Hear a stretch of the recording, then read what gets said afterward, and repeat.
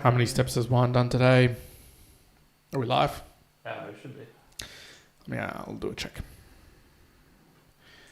How many have I done today? I've walked from here to my car to the gym.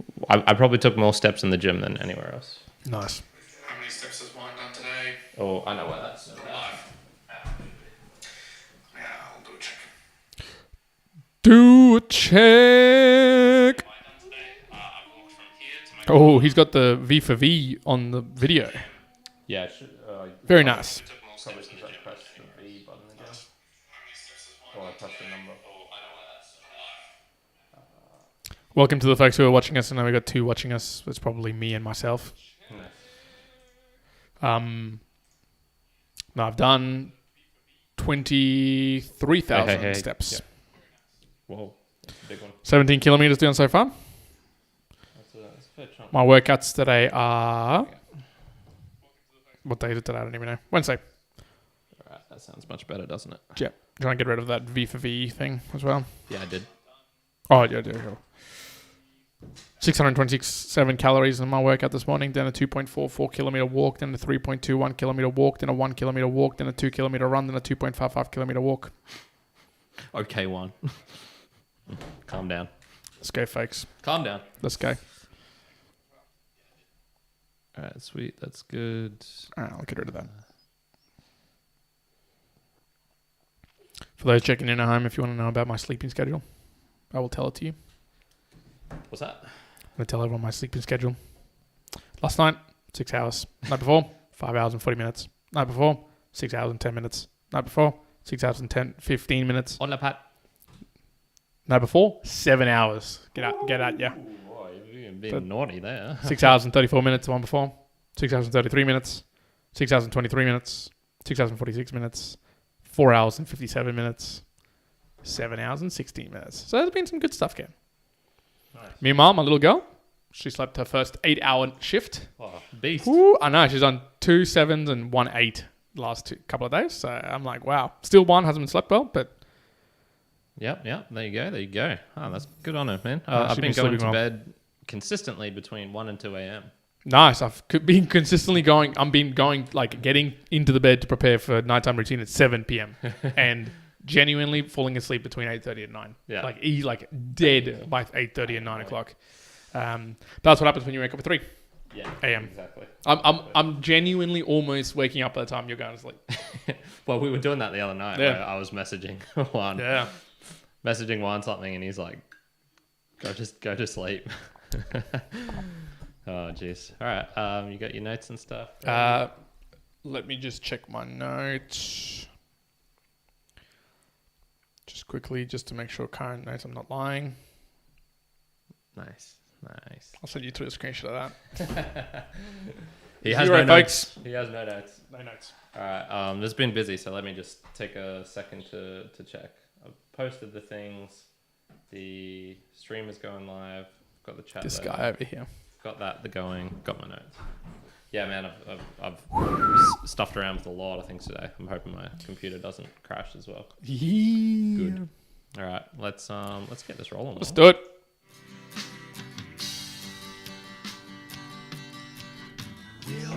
Mortals. Yes, indeed, we are the mere mortals. Welcome everyone to a Wednesday, 5th of July musing session. This is a live episode where myself, Kyron, And Juan over here. and Juan, we pick a topic, get deep into it, deep conversations with a light-hearted touch, focusing on the deep today. I picked today's theme, and it is... No one's going to believe this. Everyone's going to be like, no, Juan must have picked this. Absolutely. No, I picked this. I can't believe I picked this. It's politics, people. It's politics. Now, you've heard me probably numerous times saying, I hate politics. I'm never going to talk about politics. So why did I choose this one? Well, I'm putting a twist on it. It's probably not the way you normally think about politics. Okay. And the less names that I say in this of individual people, I Better? think is that's a win. Fair. That's good. There'll be some, but not that many. Are you going to say Biden, Trump? No. Are you going to talk red state? No. Republicans? None of that. Democrats? I heard, Nationals? No. Greens? Maybe. So why did I bring this up? Well, after the last episode we had about conversations and interviews, And you mentioned that the David Maisel one was in your top 5 Yes. that you've heard. Yes. Now, I think it'd be good for you just to clarify why that's in your top 5, because I'm not exactly sure. Was it for the interviewing, the interview skills, or just the overall product was in the top 5? Yeah, good call out. So specifically, and so for those who just want to get the detail, it was Tim Ferriss having a conversation with David Maisel, who was, I guess, a very critical individual in the part of bringing Marvel's cinematic universe to life and bringing it from bankruptcy, sold it off to Disney for $4 billion. And what I really enjoyed about it was, one, I believe Tim knew him or had talked to him like once before, that connected before in somewhat, but it felt supremely natural in the conversation. So that was one aspect that I really liked, and the way that he asked the questions was good. The way he tailored, as you went through the entire story, even though they went back and forth over many hours, the way he ended it, I'm talking about Tim Ferriss with David, he set it up for the next conversation and like the next part, which I was like, oh, that's also like well done, good setup. And I personally enjoyed the David story, the way that he would present the story, discuss it, bring about people to it, and at the same time, I went, this person's not a very well-known individual. Like I was asking people at work as well if they knew who this guy is, and they didn't really. And he seemed to have rubbed shoulders with a lot of really big, heavy hitters, and I went, this seems like a pretty humble, cool dude. Like he seemed like an individual that I would have fun having, not an interview, like just a sheer conversation.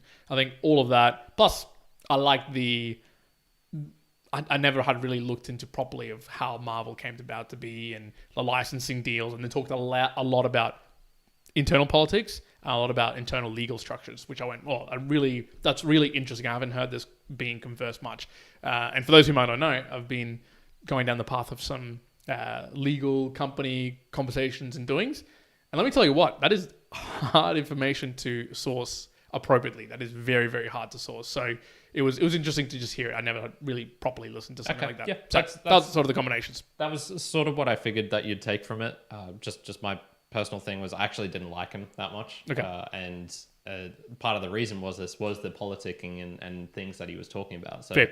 that was one of the reasons why I brought this up. I went, okay, that I saw that in there, and you with what you were just mentioning about businesses and what. The other one was, funnily enough, the clips success. So we've been talking about this recently. 2 of the clips that we've put on our Instagram just blew up. One of them, the first one was Pete Smithson, the chat I had with him, and he was bagging out Elon Musk. Then there was another one with Trump, and that one also got a fair bit. And I was like, we've had some success, but at what cost? Cost? And we'll be clear for people at home in terms of what was that. So I was just bringing up the stats for people to know, and I'll take a little screenshot and send it to yourself for later. But so for the Instagram, I won't go into YouTube, but we saw this similarly for us. Those clips that Karen was talking about, just straight from the Instagram insights, you reached 1,675% more accounts. And the accounts that were reached, now for us generally it's like 10,000, less than 10,000. It was over 100,000 accounts that were engaged, and that was primarily through those few clips that really made a ginormous difference. But they focused on Elon Musk, some politics, and the like. Yeah, and we got the feedback in those was I didn't personally enjoy them. So once again, we'll get into that. Just the actual definition wise, much like actual politics, it's a slimy, hard to define word. When you say politics, what do you actually mean? What are you talking about? So the thing that I kind of found was it was about making decisions in groups. I almost put it also as kind of the talk before the action. So what is the surrounding thing that happens before a group makes a decision? That was kind of the two ways of phrasing it. I've got several options that we can go down here, so I'll let you choose from these. There's different types that I've kind of listed out. The root cause of perhaps the why politics is interesting and what happens from it, and then also the way people behave. Which one of those do you want to kick off? I think let's start with the different politic groups or conversations that we can have, because there are different ones and types. Okay. If you had to have a guess or to frame it out, what would be the ways that you would kind of go about framing that? I think the 2 that I can think off the top of my head, one is the politics that we know and love, hate in terms of what you see on TV, where the cabinet members talking, the politicians, right? The politicians doing politicking. And it is maybe a little bit different on that terminology, that I would say that type of politics is the debating between powers that have the ability to influence what states or large tribes get to do.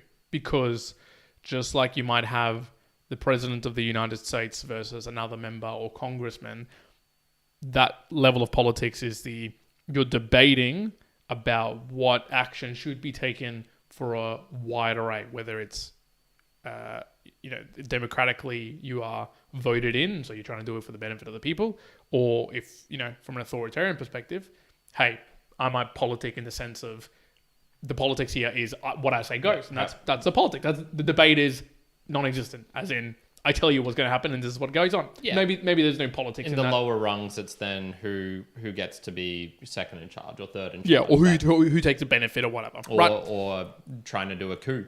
Sure.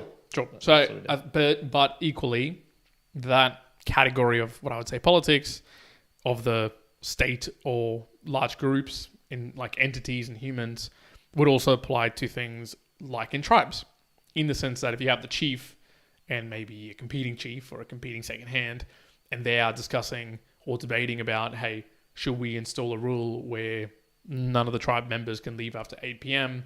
and what's going to be better for the group, I would call that politicking as well, that level of politics, because it's not the action, you're not enforcing some rule, you're not telling people, but it's the debate, it's a conversation that precedes you being able to influence and put that to action. So I would call that's one. And I guess the other one I could see is within company structures, within more contained, close circuit type of environments, like small, medium, large enterprises. I don't know if you have to have like a minimum amount of people to call that the level of politics. Yeah. Maybe it has to have a level of hierarchy, because you can have, I think it's called holocracy. Yeah, which I know a company who actually runs like that. Yeah, here in Brisbane. But they kind of don't run really in holocracy after I've talked to a couple of their employees. It is, but it isn't. And so there's the realities of it. So if you have a really, really proper non-hierarchical, okay, maybe you don't have that level of politics. But undoubtedly, there's going to be some just imbued in the sense of how people own a company, or the structure of it, or who's got the power dynamic, or etc. So I think those are the two that can kind of spot. Did you have any other types? Yeah, I got a few, but they all kind of blend together, to be honest. When even when you were talking, I was going, okay, this what you just said kind of fits into this one, but it also is into this one. So I'll just chuck them out there. So I wrote down governmental as the first one. So that one, if I had to put it, I would say it's one with kind of laws in place. There actually are a series of an established system which you're not meant to break, but then people do anyway. And that's the shit that like drives me fucking nuts. I hate hearing about this. Yep. Every time that I do it, it just like basically the what's the word for corruption? Corruption. That's the shit that just makes me so angry, and I don't want to hear it. I don't want to see it, because it infuriates you. Yeah. Okay. Yeah. So this is kind of what do you think I got up to last night? What's a classic Tuesday for Kyron? Were you watching some videos, eating some food, and reading some books? So typically, I catch up with my family on a Tuesday evening. Oh, sorry, on Tuesday evening. Yes. That's what we do. And my dad is rather anti-American, and this has happened over the last, I'd say, like 5 to 10 years. Part of this is just him getting older and more stubborn. I think that's just what happens when you get old. But a large part of this is him really being against the kind of bully that is the United States. And so in his case, he's saying they're just invading countries left, right, and center. They've basically been at war nonstop since the end of World War II. And there's getting into the kind of military industrial system sort of deal. And so we went on the 4th of July, on America's Independence Day. We went to an anti-war documentary. Nice. So it was a rather small affair, small kind of cinema. Yeah. 50 people max in there.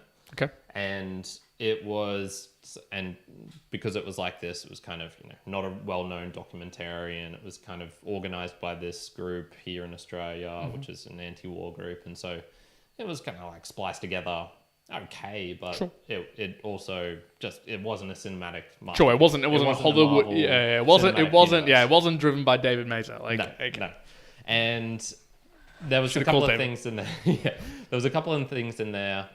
They were talking about Kim Beazley, for example, and just showing the links between how someone will be in the government, they'll be the defense minister or the ambassador to wherever, and they'll kind of create a position for themselves or create a position for a consulting company that is outside of the government but needs to be filled to consult for the government, so they can kind of create this task force or this role that needs to be filled. When they leave office, they then fill that role whilst also being on the board of Lockheed Martin or these other actual companies that make the weapons and things like this. And they're basically showing how Kim Beazley had done this, and he was on the advisory board for the ISPA, which is the thing that was the International Strategic Plan, whatever. It was basically like you just see how someone's in the government, they've created a role for themselves and they step into that own thing. I hate that shit. I hate it so much. And so that kind of pissed me off just hearing about those things. And that was just a small Australian example right there. So that was the kind of governmental one where it's, you're not meant to do that. What's the recent company here, our friend PwC? They had tax stuff and they're meant to be advising, the government on this is how these people shouldn't be breaking the tax rules, right? And then they're also consulting with another company telling them how to get around those rules, which they just created. Was that the gist? In essence, yeah. It was PwC? very close. It was they were advising on how the government should structure that, but also at the same time then advising clients on how to get it kind of around what was going to be coming up anyways, which that was confidential information that couldn't be shared across the companies, which they were. Yeah. So this is the kind of like governmental corruption. There's a system of rules. You're not meant to do that, but people do it anyway. That's kind of one level that I had at. Another was kind of the Hollywood entertainment type ones. So David, how do you pronounce the last name? I say Maisel. Maisel. He was talking about the internal politics within the companies, and he could only do this if this happened. And he talked to this guy, and he got an offer to sell the company, but he was worried if he went to his boss with this offer, he would get fired on the spot. Or it's all of these. It's kind of there's unwritten rules, I guess you'd say, and this is kind of what happens in Hollywood as well. It's the unwritten kind of Harvey Weinstein. If you want this role, you're gonna have to sleep with the director type deal. I think that is a type of politicking. Yeah, where you're trying to get things to happen. It's not necessarily making decisions in groups, but it kind of feels like the talk or things that happen before the action, I guess. So I kind of put the entertainment, almost drama, I would even say, is a type of politics, kind of. You mentioned the company ones, the internal type of things. There's one. Have you heard of realpolitik before? So I'd heard this word, and it always was really cool because it ended with a K, and I just liked the realpolitik with a K at the end. And basically, I think it was a Soviet invention, but I could be getting that wrong.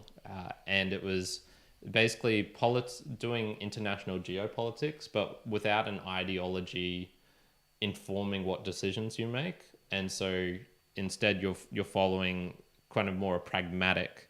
So pragmatism without following ideological notions or moral ethical premises. And so this is really you're making decisions trying to just get an outcome that you want, and it doesn't matter.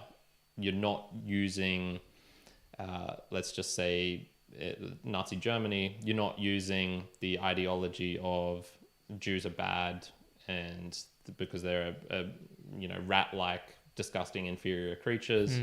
You're not using that ideology to inform decisions that you're making as a government. And it's really Otto Bismarck is another good example of this, kind of the Henry Kissinger statesman, the type of you get shit done and you don't actually care about the flowery type of this is an American democracy. We don't do this in democracies. Like shut the fuck up. We're doing this because this is good for the America. outcome. Yeah, okay. So that's another kind of type. And then I think you can even just have it amongst friends. We've got a friend's bucks party coming up, and we need to decide what to do. Someone suggested something, and I was like, I don't know if I want to do that. That I think that is a type of politicking, but at such a small level that it's a different variety. Yeah, so but I feel all of these have a kind of common theme, but they're slightly different as well. Yeah, well, one of the things that as you were talking through that has a bit of a common theme. So we're saying about the hierarchy. So what leads me to... I had one of the definitions that I pulled up, right? Because the second one, the company one that I was thinking in my mind, which was here it says activities aimed at improving someone's status or increasing power within an organization.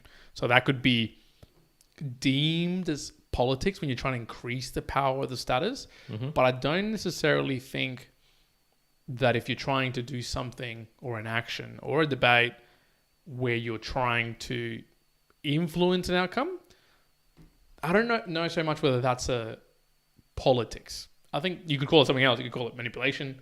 You could call it networking. You could call it whatever.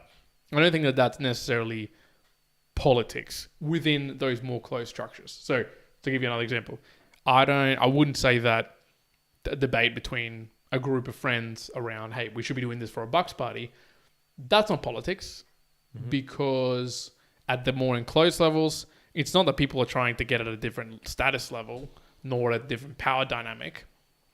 That if that was to happen, and so maybe an example for a bucks here would be if someone flying up from Canberra was like, hey, no, I know him better. This is what we're doing. And this is what, okay, now that's getting into politics because you're talking about the dynamic of power, of connection, of influence, of manipulation, of network, all of that. That maybe is more deemed politics. Same thing in the company. So I'll give you a very clear example, and maybe I'm going to reveal some secrets here that I don't know if this is like widely known information, but here it comes, fuck people. It, let's share it. In most most consulting companies and in other areas of companies, because you don't really see this in big public companies, you don't see it in government agencies, but you sure as fuck see it in consulting agencies and a few others where it's, you want to call it influence, you want to call it manipulation, whatever you want to call it, this is done. Once you become at a certain level in these companies, you start when you're doing a big contract, big sales, when you're interacting with people, people are mapped out in terms of who you're working with. And so there's, as you would expect... Well, there's the company hierarchy org sheet, isn't there? Is that kind of... But that's the formal one, but there might be an informal one as well. Correct. So, you in company structures, you might hear it in like the who's who in the zoo, right? Mm-hmm. Who's who. Because there's the org structure or the structure of where you work, and that's one thing. Then there is the, okay, but really who's got the power, who's got the influence.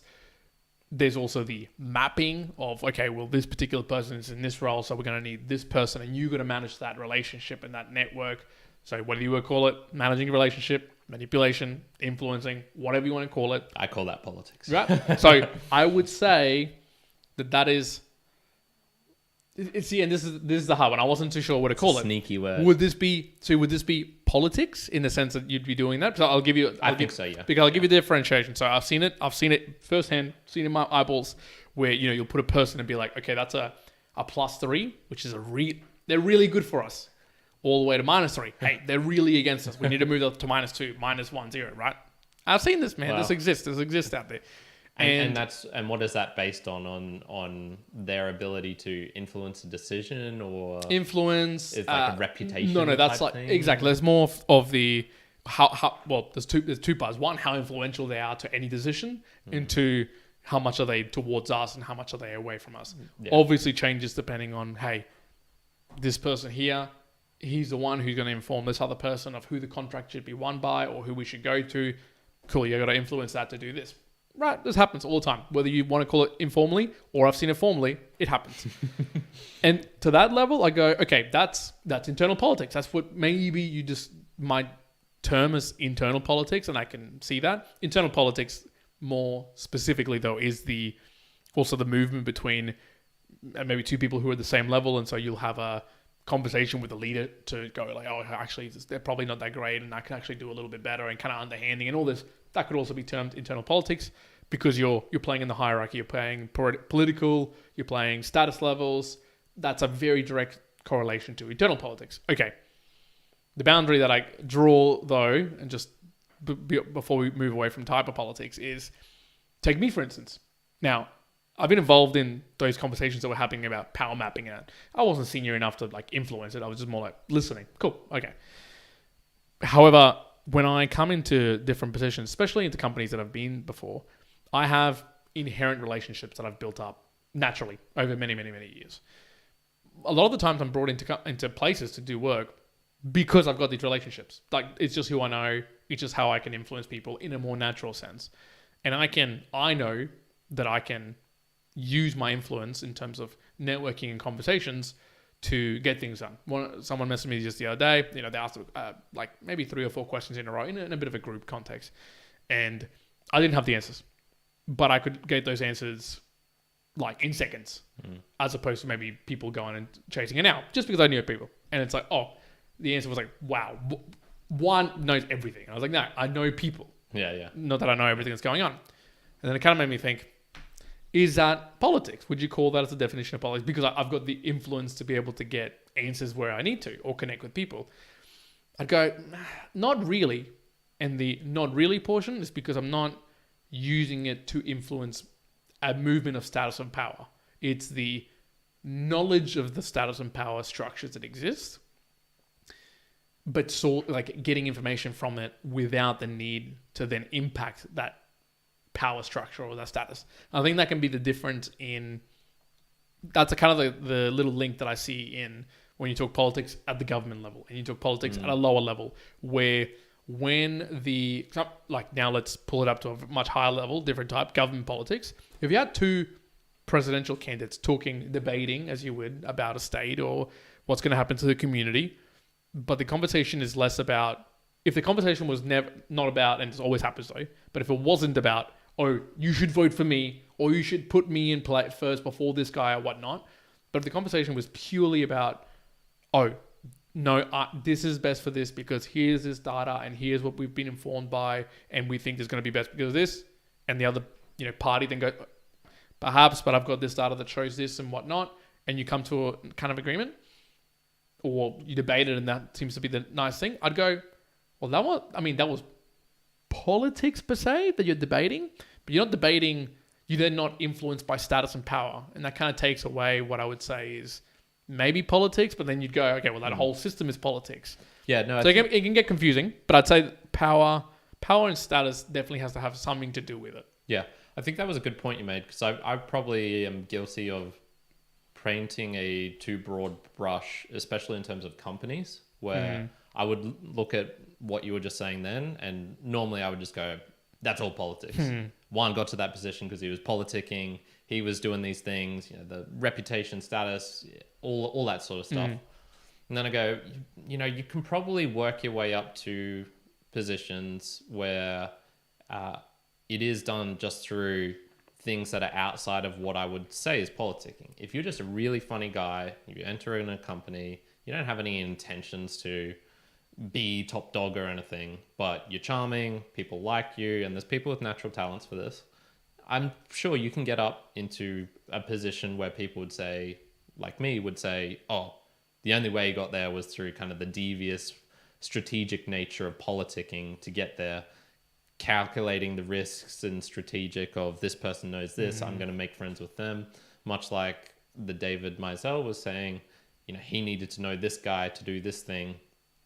That is kind of what I would call politicking. Well, but let me correct you. Like, I want to be super clear that what I'm saying is, like, now when I go in and have these conversations with people and whatnot, I don't term that as politic because it's pre-existing. But I sure as heck did plenty of politics on the way through to do it. Because, that I'd go, cool, that was the internal politics, in the sense that I knew exactly how, getting promoted worked, who to talk to, who had the influence, who had the money. And I used all of that shit to get promoted. So you can acquire and work through status and power indefinitely in politics. And I think, yes, you'd call that internal politics in companies. And that's what people often say, like, oh, I hate the internal politics in companies. It can be nice-ish, and it can be like real shit. So you can have kind of like both variations. But I think you can definitely debate and use power and status and influence, but without it being politics, without it coming into play with the need to shift that power or influence and the like to a certain level that then it's like, okay, now you're playing politics. Yeah. Which it can be grey. I think it's a very grey zone there in the middle. And I think it probably gets more dark as you get to the top. And I use dark specifically as in more negative. And then when you're at the lower end, when you're the graduate engineer, minor pleb that I was, you're a shining beacon of whiteness because you have no idea about anything. You just come in. You know, someone told me once that graduate engineers can't get made redundant, and I kind of just was like, "Yeah, that kind of makes sense." Well, of course they can. there was this really interesting. I'm listening to this interesting podcast right now. I'll pull out just to make sure I don't get the name wrong. But you know, Balaji. Yeah. I don't know how do you say his last name. Srinivasan. I don't know. He's having a chat with Peter McCormack. It's about 3 hours. I'm just listening to it at the moment.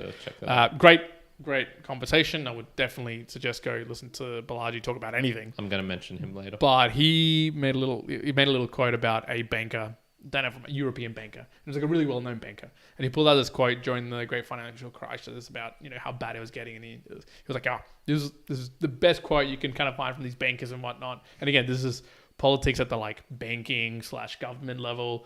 Yeah. And it was something along the lines of when it's really bad, you just have to lie. And that kind of like paints a complete picture of, man, at the very top, I'm talking, people who are like really the power meters, the people who are influencing very large sway things. For sure, dude. There is a hardcore level of politics in the, the state, the deep state, all of that you can play the cards on a lot of those things. That's what it all is. Just check out Australia's system and how many prime ministers we've had in the last 20 years or something, and it's half of them haven't even been elected in. They've kind of taken it whilst there. So definitely the higher you get to the top, the more there is the politicking and politics happens, and at the bottom it's probably less so because the people who are at the bottom, well, if they're doing the politicking, they're going up pretty quick. True. So now that's a lot of type of politics. I know going on quite a bit with this type of politics. You want to touch on some of the Boostagrams? Yeah, let's do that. Definitely. Do we have any comments at all that we want to address before we get into the Boostagram Lounge? No, nothing in the live chat. What I will just say though is while you're bringing them up is one thing I have done is getting the PayPal sorted. So that is now in the funding tag in our actual RSS feed. So if you're going onto many of the podcasting apps, and you see a little $sign there and you click that will take you to a place where you can send in a PayPal. It has my name on it, but it's just because I put it as a personal thing. So we'll that'll all get split, and we'll kind of include that in the Boostagram Lounge. I actually haven't checked that at the moment. I can't imagine anyone sent anything in. So for folks at home, that would mean like you're talking, there's going to be a new podcasting app, or is this from any... it's the funding tag. It got a bit more acceptance than some things like the transcripts, for example. So I think, and because it was really easy to implement, so I think it'll be further along. You'll find it in more places than perhaps you'll find Podping or Chapters, but you won't find it in Apple or Spotify, for example. So gotcha. Okay, that's but you'll find it in a decent app. But for folks who don't use those decent apps, they should. So what I will be starting to do is I'll put the link to that in our actual show notes, and I will integrate it into the meremortalspodcast.com/support. So you'll be able to find it definitely in our show notes going forward. Beautiful. Cool. There you go. Thank you very much. All right. Well, let's get into the actual full Boostagram Lounge. Yeah, Once again, it's time for us to just say thanks to the people who are supporting us through the use 100%. Of Boostagrams. I don't know how we're going to do. We're going to talk about people who support us through the PayPal way as well, through the Boostagram Lounge. We can figure that out. We can talk through that. I think we can do that maybe even at the very end, because just to encourage it more, to be able to do it. As a Boostagram and do it in there earlier. True, good point. But let's get through this, and then we can talk about very briefly and how that support helps us. And then at the very end, stay tuned and we talk about how you can also get involved if you want to participate. Yes. So we've got, as always, a dependable Dave Jones, the weekly boost for the Mere Mortal Line Nation, 12,112 sats sent using Cron. Thank you so much. If someone wants to do something similar, there is a service you can use with Albi, and it's called Oak, I believe. I haven't got time to check it out myself, but if you type in, Lightning Wallet Oak, I believe it gives you the option to be able to send in a recurring boost, or a recurring payment, I should say. Without setting it up once. Yes. Yeah, correct. Cool. So, yes, Dave, thank you very much. One here from McIntosh. Great conversation, gentlemen. 5,000 sats sent using Fountain. He's getting up there, I did do the update of all the numbers. Wix was actually having trouble. I was copying and pasting all the updated numbers into the sheet, and it was just continually freezing. Nice. This was a day or two ago, so I do need to retry that, if you can remind me. Okay. And him and Cole McCormick they're Getting up there? get up close to the... they're not super close, but he does a couple more of those boosts. He's going to get to the Hundy. Yeah, he'll get there. We've got one from BadcareeradviceChad. Good shit. I love that name. 1,111 sats using Fountain. No idea what that podcast was for, but thank you very much. Yeah, it was a good one. Thank you, my friend. Yeah. Lyceum. Great episode. Happy Independence Day. Liberty. Boost. America. Yes. So Lyceum, that is Martin Lindeskog. Think you will enjoy episode 70 of the Secular Foxhole Best Premises. Martin. Yeah. 1,776 sats using Fountain. Yeah, so the Secular Foxhole is it's kind of like an atheistic type Ayn Rand podcast. if you're into atheism or secularism, I should say. Yes, it's the secular. And I saw that come through as I was at the anti-war protest. Perfect. Not a protest, anti-war documentary. I'm pretty sure that's next year. He's got to know we're Australian, so I think he just sends it in because he likes the numbers. Sure. If anyone else wants to send some nice numbers in, we've got the 8383, the baby boost, the baby boost for Juan. So if you want to, I forgot about this numerology. Support for Juan, that's a good one, and I'll highlight some more of those in the future. Good. Now we've got a couple have come in today at the time that I really enjoy, 4 a.m.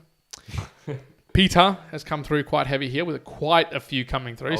Once again, he was obviously catching up. Damn. All right, here we go. Peter, first one. Agreed. All of these coming through to Fountain. Agreed. The best interviews are the ones where the interviewer comes off as a genuinely interested in the subject's viewpoint. You guys do a good job of this. 2,222 sats sent using Fountain. Thanks, now, Peter.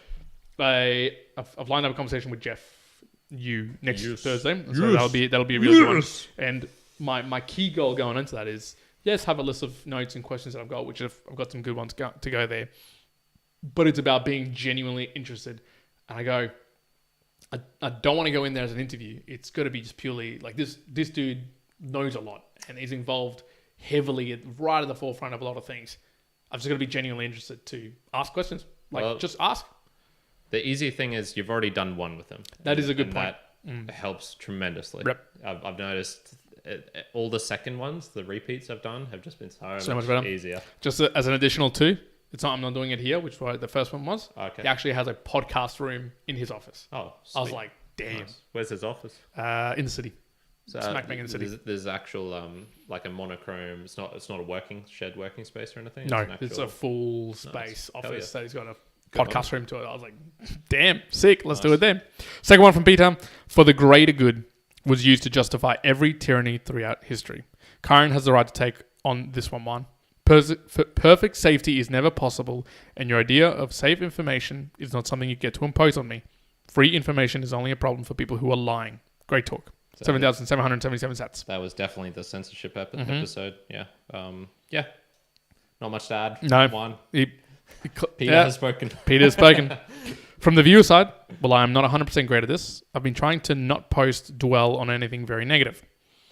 If I strongly disagree with someone who I respect, I think it's okay to post once to explain your point of view. But after that, keep your opinion to yourself and move on. Don't be annoying about your opinions. And that was 2,222 sats. Yeah, that's a good one. I had this recently, actually. That was on the Bitcoin Dad podcast. They had this guy, and he was just a shit talker, basically. And I tried to word it as nicely as possible. Where I was like, because basically he was claiming if people had listened to him, Ethereum would have never happened, and it all would have happened on Bitcoin because his whatever it was, if people had just listened to him, that would have happened. Dude's playing politics. And there was a couple There's a couple of things where he was obviously a stupid smart, Vitalik. he was a smart guy, but yes, yeah, he was a smart guy, but his communication style is just all Shocking. wrong. And I was trying to do that boundary point of like, yeah, this guy's this is a bit much.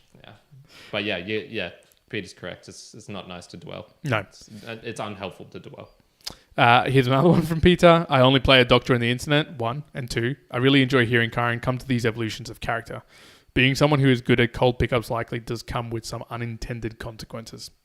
Yeah, that's true as well. That's 3,333 sats. Yeah, I haven't actually thought more about it, to be honest. I still am doing it, like in the gym. Chatted with a girl today. Nothing happened from it, but it's trying to like build it into my normal everyday life, so I'm not like going out of my way, sectioning off chunks of time. I think this is where it's like the good aspect of it is like, oh, I can just chat with someone. And yeah, and here's a little story actually. So I wouldn't say necessarily that I would be a very good cold pickup person. I'm not a good, but there is a particular technique, I would say, in having a conversation about anything with an individual who you don't really know, right? A random, which can be pretty good. That's good. And you can learn that from a cold pickup, for sure. Now, you go into a cold pickup with certain outcomes in mind. Get a number, take them home, do whatever.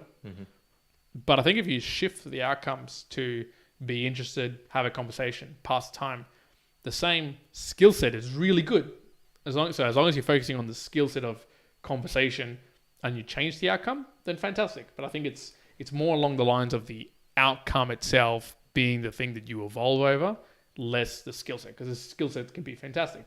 So as an example, today, I went on a run in the afternoon with some work people. It was a group of work people that I'd never run with, didn't know at all, had to figure out their name. And it was kind of like you'd approach a cold pickup. I just went like directly to people like, hey, Juan, what's your name? Xavier, awesome. Where'd you come from? Boom, and just go. Like it's like there's no filter, there's no stopping, just like you would with walking up to someone and having a conversation.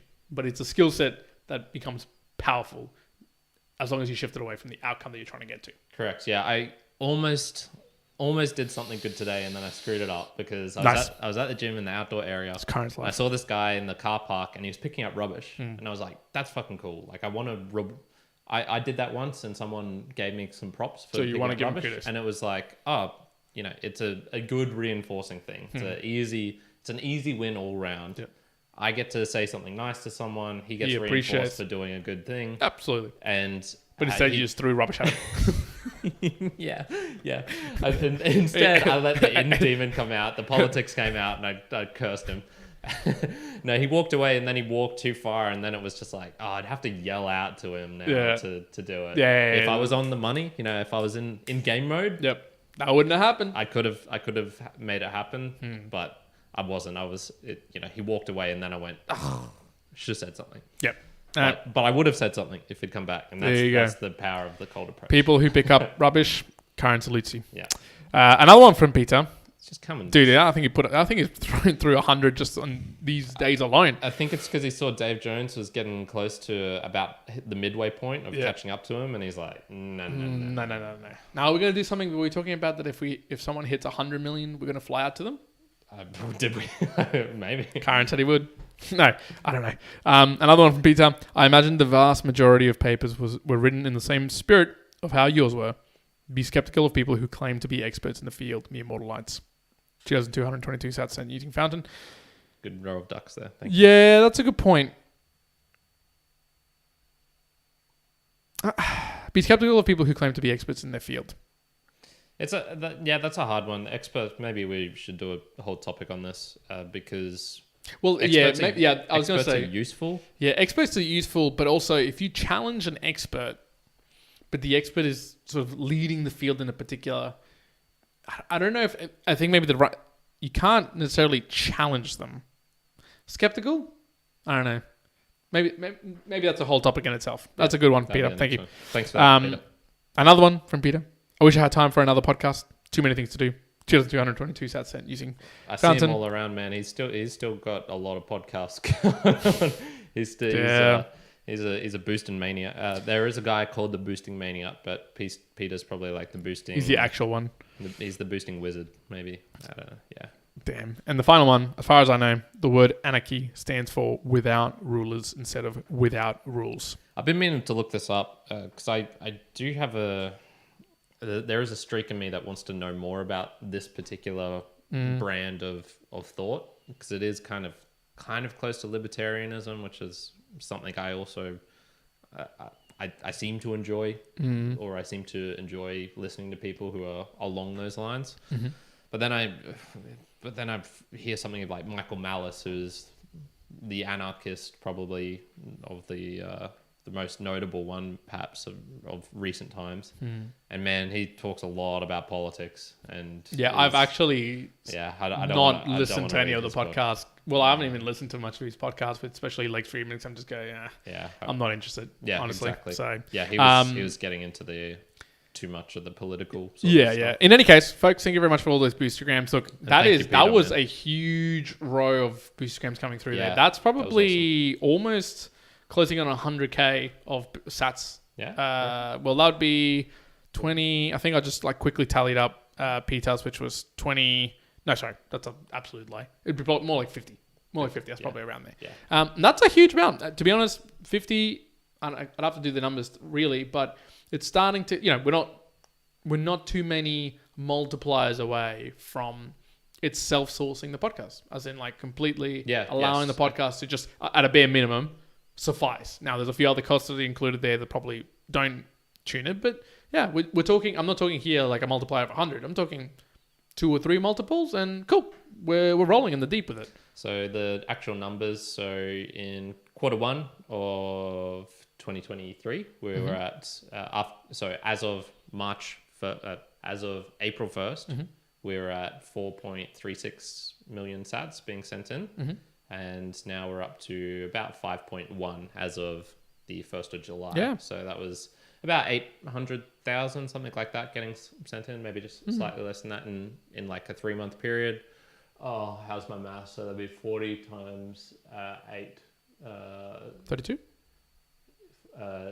320. So that's like $320. That's pretty close to and that's what I'm talking about. Like, I think we're talking Australian dollars.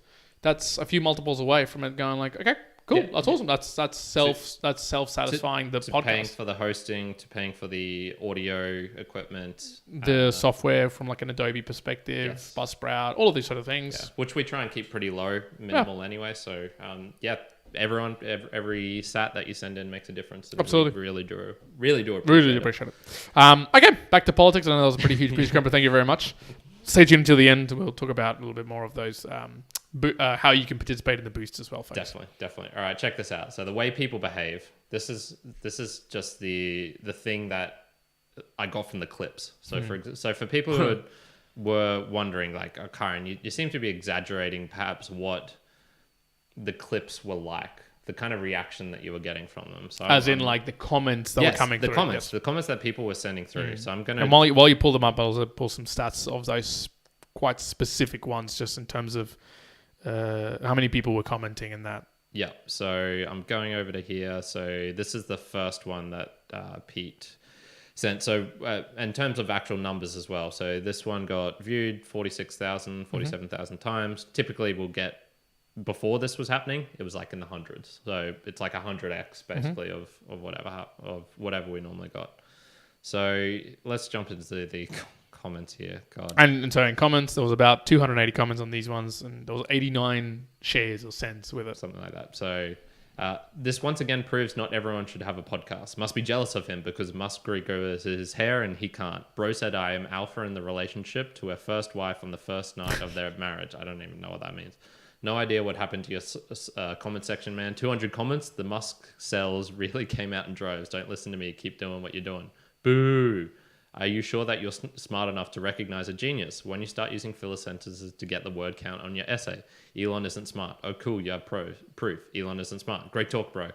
And it was just, I don't want to deal with this, to be honest. It was a clip, not even of me speaking. It was of Pete.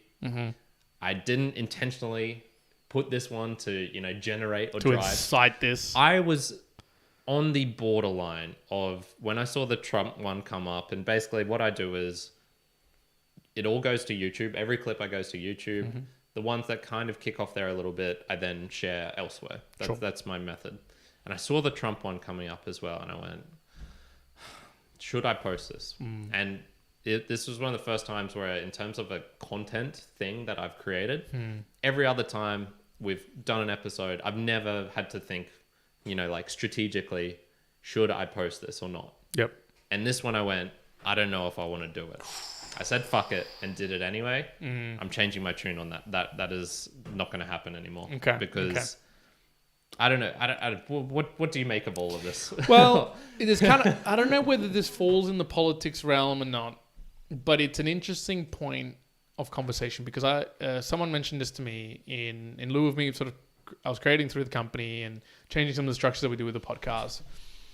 When someone said to me close, they said, those clips that are sort of kicked off, and they're political, maybe in nature. They're inciting conversation or communication. Or would you call it good conversation? Maybe not. Just drivel sometimes. Not particularly. And I went, but what if now? This is very low probability of chance here, given that Elon Musk and Trump don't really give a shit of what we're talking about. I really hope they don't. But if we had a conversation with someone and they applied the level of whether it's politics because they're playing a status or a power game or whatever have you, and then we get sued for libel or for whatever it may be. Hope not. And I went, Pete said it. well, yes, but it comes from our platform. So then I go, ooh, that's a very fair point. Now I go, look, I obviously don't think that Elon Musk is going to come and sue us for it. Yeah, he's probably got bigger fish to fry. I'm going to say that. He definitely does. However, it's not out of the question that could come up again. And so it did make me think, yeah, it's worth holding our tongue on a short clip if it's going to be misunderstood or if it's going to incite such a level of conversation that is going to be not really valuable to the broader sense. Yes, yeah, I think that's a good point. It created animosity, it created conflict, and I feel unnecessarily. What was the end outcome? We got some subscribers, and to be honest, they're probably people who I don't think and when I say subscribers, followers on Instagram, and they're probably, no offense to everyone who just joined, but if you've joined and followed because you want more of that, you're not getting it. You're not going to get it. You're not going to get it. I don't want to deal with that anymore. And look, end result, here's me complaining about it. What's going to happen? I made a very active decision yesterday when I was creating clips and Pete was talking about Logan Paul. I ended up creating one of this, and it wasn't a spicy one. It was I thought it was a rather mundane one. Okay. There were spicier ones I could have created, and I know it probably would have worked well because CoffeeZilla did another video recently. I checked out some of his comments. Everyone is in an anti-Logan Paul mood. Yep. It is a trend at this very moment. And I went, no, I don't want to deal with this. I don't want to put this up and have just people hating either the haters or the lovers of it, whatever it was. I don't want that to be associated with that. So that there you go. And outcome of that politics, I'm not going to be doing those anymore. And if it happens accidentally again, this is where I've never actually deleted anything of ours in the past. You once put up, I remember the black screen. The black screen for Black Lives Matter. And I was just like, fuck, that virtue get rid of signaling. this. What the fuck is this? But I left it on. It's still there on the Instagram. And I'm going to do the same with these ones. I'm not going to delete them. Yeah, I wouldn't delete them, but it does shift what we continue to post, for sure. And I think that comes down to there's a realm in the politics. I mean, it's when we produce our content, whether it's long form like this one, whether it's short form in reels or in whatever, in clips, etc., we're not necessarily at the front of our minds. It's not that we're trying to play a status or power game. And so in the creation of all the things we do, the end outcome isn't, oh, well, if we do this, we're going to jump the ladder. We're going to get more eyeballs on our podcast. And that means we're going to be at a higher status and we can draw more. I don't think that necessarily that's the end state outcome. The outcome that we want is gather enough supporters who can support us through the means that we're setting up and that satisfies us. It's not, all of a sudden become all dominant and then we have the ability to do whatever. No, that's a different thing altogether. The clip that I didn't create was of Pete shitting on these rich influencers and how they get into a group, and when they're in this, group of only rich influencers, all they're trying to do is get a new drink, get the new, get this fight with this person, get this many followers and beat this other person. And that was one where I went, okay, well, obviously we're not trying to do that. And you'll see that because every time we take a step towards that, we pull on the brakes and go, no. And check out, I'm going to call it episode 400. We're going to be talking more about the kind of content, I think, of the movie. So check that out, and you'll get some more depth into that. Sure. How this all relates to politics, though, was there was just one thing. The clip just mentioned Trump, or it mentioned Elon Musk, and then people went fucking berserk. I don't get it. What is it about politics? I mean, check out parliamentary debates, especially the English ones, but I think basically any of them. And it's people shouting at each other. Like, what is that? The acting theatrically, and then the kind of behind the scenes is the conniving, the backhanded, the sleaziness. Is it like, what is it? What is the cause of this, I guess? What's the root cause, do you think, of this type of behavior, which seems to be associated with politics? Yeah, I don't know if it's the same across those two examples of a Trump or Elon Musk versus the political part, like, what you see in cabinets and everyone go on. But so like the Elon Musk and the Trump one, okay, I can definitely see that because it's... So you're talking about the people leaving comments compared to the actual parliamentarians. Is that what you're meaning? Yes, for sure. So in that example, the commenters going back and forth on the Trump or Elon Musk, it's emotion. So absolutely driven by emotion, in the sense that you look at it rationally, as in replace the word Elon Musk with maybe another individual who maybe people think that they're smart but not smart, but are kind of not well known. Steve Jobs, maybe he's dead, so people maybe don't get maybe you'll still get a lot of people, but let's pick someone like Larry Ellison or someone else who you kind of go, I don't know, like, he's not as much in the news, it's not as talked about, it's not as well known. Like David Maisel. It's kind of one of those things. You won't get as many people because not as many people attach themselves emotionally to what that individual means to them. So lots of people, whether you like them or not, right, you probably hold a more extreme view of Elon Musk than a more neutral view of another comparison of a person. You just do. Why? Because the information that's found out there, whether news sources or you hear from people or you see stuff, is more towards the extreme. He's got a lot of money. He does all this. He can play in the real extremes. Fine. That's what you see because it's what's in the news and the media. You probably don't see the neutral stuff, but of course it doesn't go and influence your behavior. So those, by a more less rational, more emotional view from a human being, sure, I get it. So when a comment is made that's against or for it, you're going to react more towards that way. So I can see why those comments made sense. But when I can see why I could get into that involvement. But then the example of, at a cabinet and people are going wild at each other about a particular topic and screaming around, I go, there might be part at play of, to you it might not feel like it's emotional what they're talking about. To them it might be. Now, that might be a small sliver. There's definitely, I'm sure, politicians out there who are well-meaning around, hey, we need to get this piece of legislation through because it's going to help out Sally and Trebby and whoever about this particular things, and they'll scream and they'll be very loud about such and such thing. And so that emotion can come from there. But I'd say that's a very slight sliver. The bigger emotional piece, and why I think it becomes this political nature of that's much more than maybe what we saw in the comments, is that it's kind of the combination of largely still beyond this is not rational. This is not realistic rational, because if it was, you'd come to an agreement maybe not easily, but you come to an agreement and move on. But that doesn't often happen. It's more along the lines of, oh, hey, I'm fighting for my political party to achieve what we have as a tribe determined that it's the right thing. I need to fight that with all I've got because this is my opposing party. So generally, what you see there is less that you're going after the outcome at hand. It's the outcome at hand that the political party behind the scenes or as a group has decided that that's what we need to do because of whatever other influence. And that's where you get into the whole politics, because now you're emotionally driven by what the tribe is saying.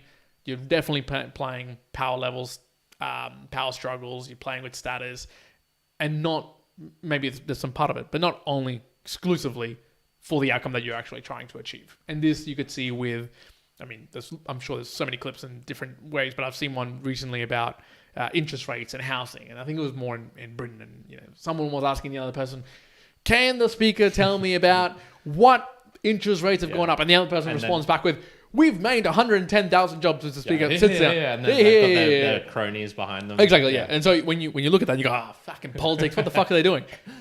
Well, what they're doing is not focusing on the outcome. That's the questions that are being asked to each other, and what you and me and everyone sees it objectively from outside in is like, no actions are coming from this. No. But the politics is that they are trying to get the answer that the tribe within them wants them to achieve, and they themselves want to achieve a certain level of status and power within their tribe. And so to do that, they have to do this. It's almost maybe like a gladiator equivalent, but just a shitty one that us talking, of people talking about. It's kind of like the theatrics. It's I was kind of, I think that's good, because I had written down here, like, I scratched my head, but I think you put a pretty good thing on that, because I was thinking, is it the people? Is it the medium? Is it the topics themselves? Is it just, there's something about, the Elon Musk and things, and I wasn't really getting why people tolerate it. But I think, obviously it's here's another example. So I got this from Ray Dalio. So in companies, when you debate, when you have a conversation, one of the things you want to get to if you've got two or more opposing views, two opposing views, you want to triangulate to the truth. You want to triangulate to the outcome. You want to get to the outcome, because that's what matters. That's what you're going for. If I have a Tesla that's telling me that, hey, this is broken because of whatever, and a developer that's saying, no, it's not because of this, hey, ultimately for this product to work, you kind of want to get both. Okay, cool. Let's triangulate to the truth. Let's work together to figure out, maybe there's some truth part in here. You can see the back end on this. Okay, cool. It's actually this. Fix it, because the outcome is that. Where the drama, the theater that happens, I guess, in the politics that we see, especially in those circumstances, it's no one's trying to triangulate to the truth. That's not a thing. You're not even trying to do that. No one in that whole scenario is trying to do that. No. Not even the speaker. No one. There's questions are being asked as drama because they have a point of view that you don't want to triangulate. You have to your point of view has to succeed, and it has to succeed over the other party, the other entity that's speaking. That's it. That's the whole thing. And the end outcome might just be that no solution happens. It's just your point got heard and you didn't back down, and that's the success in that particular aspect. And I guess that's where the politics can get a bad name, because it doesn't have to necessarily be always bad, but that's where it gets a bad name, because you don't then achieve an outcome or a solution that actually benefits anyone. You've just reached a point of debating and shouting about what you think is correct without any outcome. You didn't triangulate to a truth or anything. Yeah. When I was creating the thumbnail for this, I found one of the perfect ones, which was, it's a 6 drawn on the ground, and then one guy's pointing at it, and it's got a little speech bubble that says 6. And so if you check out the thumbnail, it'll say this. But then there's a person on the other side, and of course, from their point of view, it says 9. And I thought that was a good thing, because it was, this is the kind of, maybe this is the point of politics. It is the as you said, triangulating towards the truth. And I'm really appreciative that stuff needs to get done in the world. So there is a need for government, I think. Or is there? And then, and this is where I go, okay, I guess I kind of get it. But then I just look at things in general, politics, however you want to use that word, whatever that conjure that up for you. And I go, you can probably get away with less of it. You can probably do away with a whole bunch of it. And sure, a whole bunch of stuff won't get done.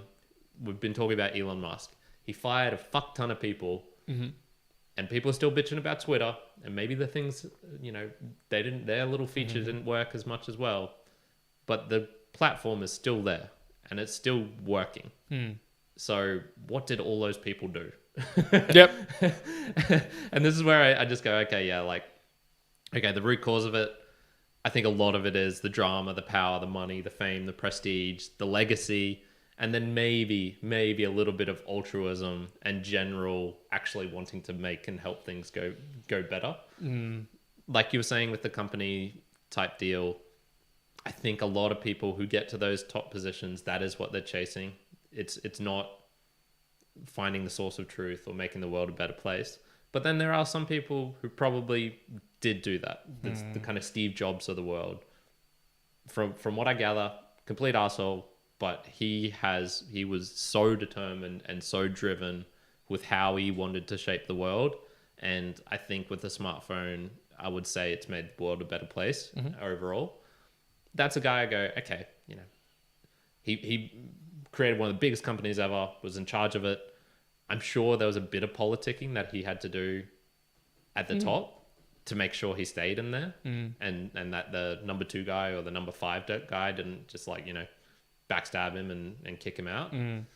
But so much of his politicking actually wasn't politicking. It was just his single-minded focus to fucking do this one thing.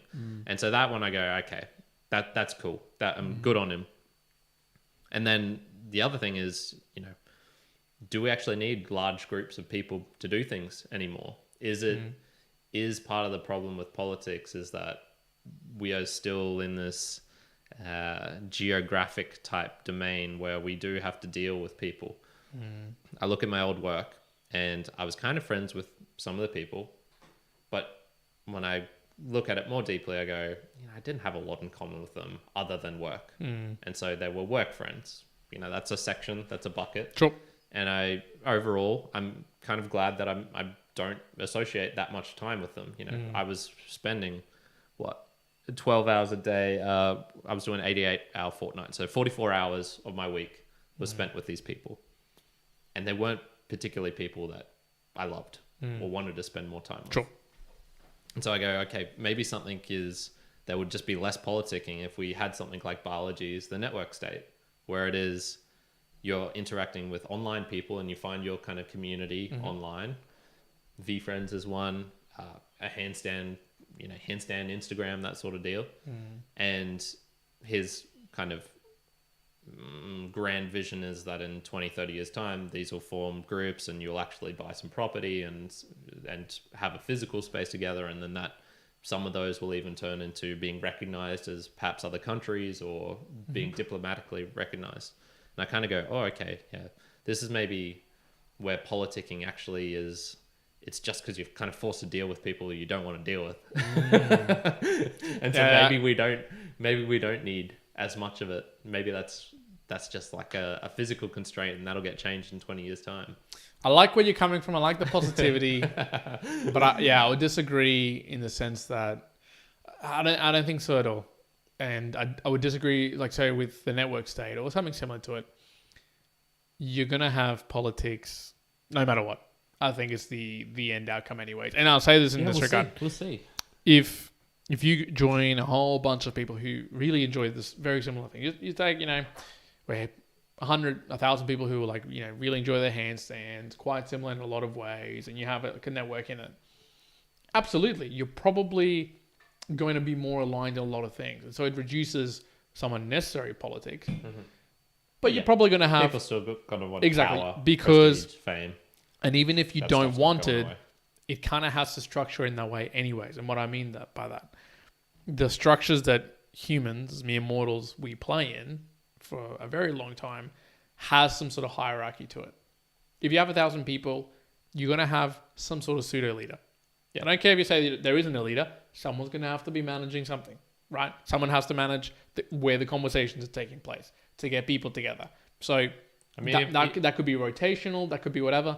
But again, someone's got to come to these decisions. Now you could say, oh, well, everyone can vote on it. And so then we just come out of the voting decision and it's across like a decentralized way of doing it. Okay, you're getting towards a better way. But again, to establish that, you need someone to actually approve it and say to do that and all that. You're going to have some levels of politics no matter what. Sure, less of them, maybe less of the bad stuff, less of the most less useful. But humans are humans. You're going to have people who, from a status perspective, a power perspective, if you get 1,000 people who are all influenced and like the similar thing, that doesn't mean that all of them are going to have the same level of understanding around power and status. And if you then go, okay, well, no, it's going to be 1,000 people that don't care about that. I go, okay, but that's probably utopia. That's not actually real. That you're not going to get that. That doesn't exist. This is the same thing as, when you talk about people, like you say, hey, I know myself. If I was in power, if I was a CEO or whatever, I wouldn't do that. I would never behave like people who say that is the motherfucking people who are going to behave like that, because you don't know how you're going to get influenced when you're at the power. Watch out for. That's what happens. So, watch out for those. If people say, no, I could see how I could influence, okay, at least they're aware. If you think that you're not going to be, you will be. And so I'll give you an example. On the podcast, we have a few thousand followers, let's just say, across the board that have listened to us. If we had 1 billion and you're influential, you better believe some of that's going to go in our heads in the sense of we have levels of, nous of being able to shift things. Shit, that changes the way that you could do some things, even if you don't want to. And so I go, there's always going to be politics. Some aspects of it, yes, I think you could remove in the bad ways, but ultimately, there's going to be some power and status at play. The only way you could truly remove it, get rid of human side of the equation, right? I'm talking AI, algorithms, drones, pure data, robots, because then you go, hey, what should happen here? We've determined that this is the best thing because of human flourishing. Yeah. Fuck you, Karen. Get out of the house. 100 homeless people come in. Better for everyone. Overall, net benefit. It actually was a bad thing to congratulate the guy on picking up rubbish. Like they determined, that's optimally, good. It would have been better. The algorithm would get it wrong though, and think Karen was a homeless person, and say keep him in there, so that'd be fine. But ultimately, I think it's the utopia would be okay, cool. We're just run by algorithms and it's pure data, but there's humanity in there, and so there's always going to be some level of politics. Let's just please reduce the amount of politics that's due to politicking for a party, politicking for not getting an outcome. That's kind of like, okay, well, this is useless. Like that is, you're not delivering to what is needed for the group, the state, the people, whatever. Summary for me. So I think it does need to happen, but just less. And I'm hoping for less in the future. Biology would have been saying with your kind of objections, okay, but if we have the rules and then they're enforced by the code, and you can't break the code, kind of like how humans go, you shouldn't have conflicts of interest, but then this guy takes this job in this place and that sort of thing. So, but code won't allow you to do that. So that's probably one where I'm kind of like, maybe that'll happen more in the future. Who knows? Probably not, but who knows? And and the other one was, I do like to listen to Mark Andreessen every now and then. Every now and then, just doses of him, because he also speaks so fast. Fuck that guy. Yeah, I like him. I like him. I do not listen to him at 1.5. No, I listen to 1.2. No, absolutely not. And he was going over all these books that he read, and he was saying how one of them was talking about how if you get back into the real religions, when we're kind of in the hunter-gatherer stage, or that very small group stage, everyone knew exactly what their thing was. So the religion was to the tits. It was all you thought about. It dominated every single action. The hierarchy was so well established, and it was kind of freeing in one way because you knew exactly your place. There was no wondering about the meaning of life. You knew it. You had it. It was sorted. Discipline equals freedom. There we go. But it was also rather restrictive, and you weren't allowed to talk to this person, or you couldn't behave in this sort of way. These sort of things had to be followed, even if it was counterintuitive, yada, yada, yada. And we're definitely more along the path of more freedoms nowadays. But there is something to that of just having that, rock solid thing that you know about. And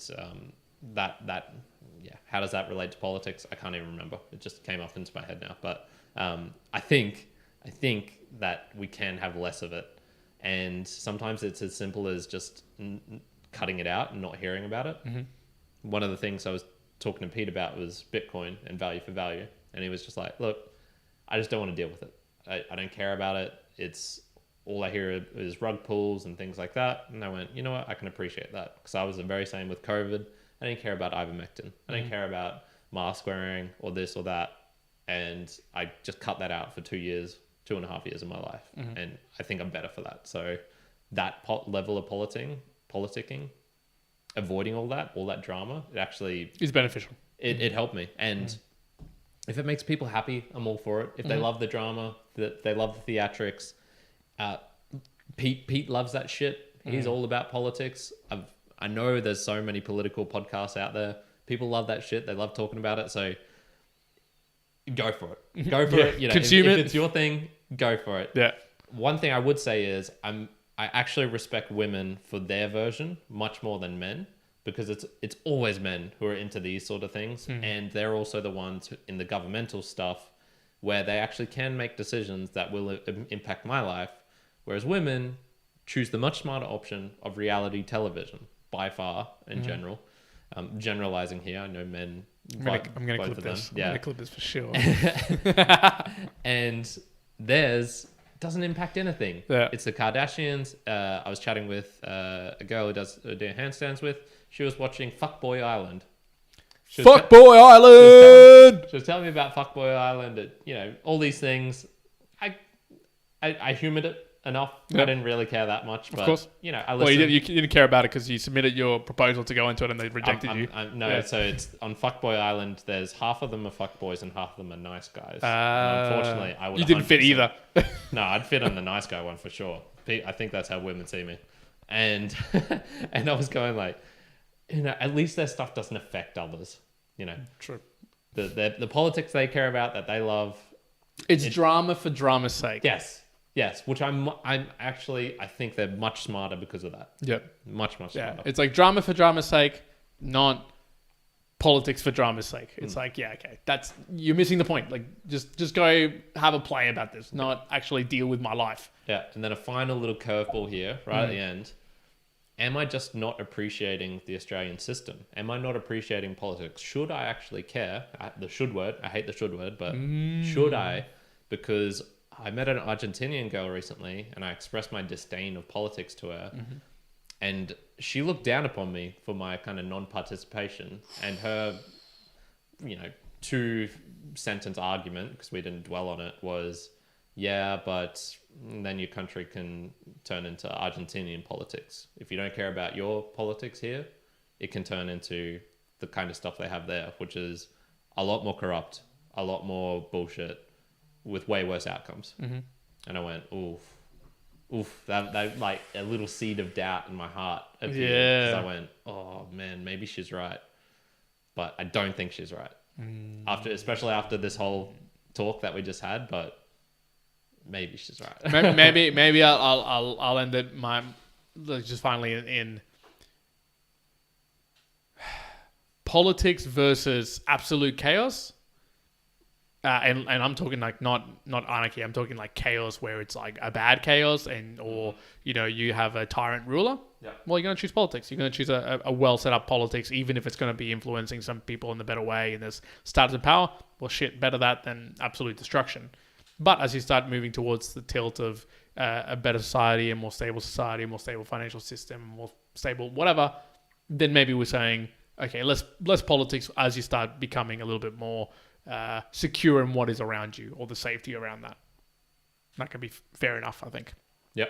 Okay. All Great right. way to end it. I think we're going to leave it there. Any final thoughts around value for value, Boostagramming, and people can support us? Do you want to do that while I just double check the PayPal to make sure nothing has come in? Or Woo! Okay, we'll have a quick look. So, folks at home, we talked about in the Boostagram Lounge already of those boosters who's come through. Now, that is the ability for folks at home to send through some sort of Bitcoin in the form of Satoshis via the way of Bitcoin, or through the way of Boostagram, or streaming Satoshis through while listening to a podcast. So that's with apps out there like Fountain, like what I want to Customatic. recommend is people go to meremodelspodcast.com/support, because I will be updating that page, and it will be the kind of streamlined process. It will have, I'm planning on basically doing from start to finish how you can do it, and then also some suggestions of, okay, you know, use this app for this reason, and this will help you out in this way. Sure. You know, if you want transcripts, probably the best one's Podfriend. If you want images, probably the best one's Breeze or Fountain. If you want this, that sort of deal. So try and make it streamlined from start to finish, because I've had some recent experiences of me trying to use things going live. And the last call out for me is check out the Value for Value show. I have restarted it back up. The first episode should have dropped 17 minutes ago. And that will, one, just go check that out because I think it's illuminating. But what I learned from that was just, man, you need hand holding. Sometimes you need hand holding, and I think this is one of the times where I go, okay, I can actually hand hold in this case. So meremortalspodcast.com/support. There you go. Get some hand holding, folks. Get some hand holding. All right. Well, thank you very much for tuning into the Musings today. Once again, 5th of July 2023 at 7 p.m. We do these live for you folks at home. Zero on the PayPal, by the way. Zero on the PayPal. There you go. But it won't be zero for very long. Hopefully not. So depends on time and domain that we look at this. I'll send myself a 1 cent and be like, I tried to send myself some money just to test it, and it was like, no, you can't do that. So I was going to actually ask you, can you try it out? Okay, just to there make you go. sure it works. Just to make sure it works. But for now, Mere Mortalites, we're going to leave it there. Hope you are well wherever you are in the world. Juan out. Karen out. Good. Thank you. Good. Good.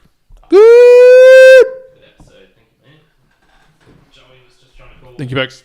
Was that the missed call you had?